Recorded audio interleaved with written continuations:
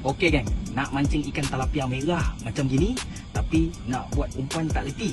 Jom ada kongsi umpan yang semudah ABC tapi confirm tilapia merah makan. Sini dia. Okey geng, so umpan yang kita gunakan untuk memancing ikan tilapia pada hari ini adalah dedak serbaguna by Chef Umpan. So ini adalah dedak dia, dia datang dalam paket biru macam gini dan juga ada ziplock, boleh tutup, boleh guna dan boleh simpan. So ini dia dedak dia. Untuk bancuan dedak ni sangat senang, sangat mudah. Hanya menggunakan dedak ni dan juga air sahaja. Air saja, air kolam boleh, air pipe boleh, air apa pun nak boleh. So tekstur untuk memancing ikan tilapia pula mestilah lembut-lembut macam gini. Nampak bancur dia sehingga dia lembut-lembut macam ini. Bubur air sedikit demi sedikit sehingga sebati dan juga sampai lembut macam ini.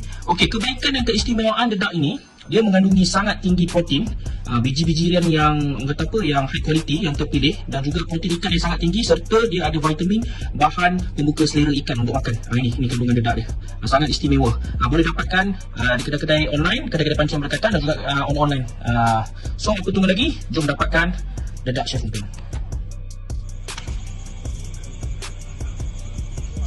Nampak tilapia lagi.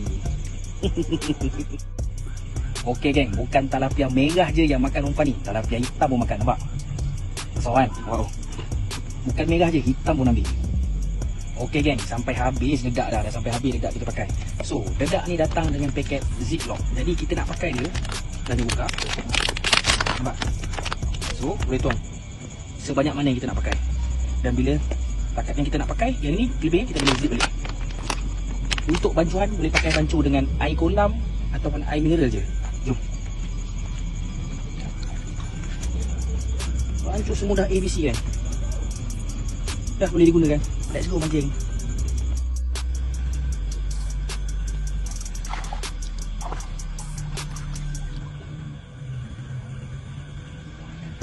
Nak mancing ikan tilapia macam ini tapi tak tahu buat umpan. Jom mana ajar.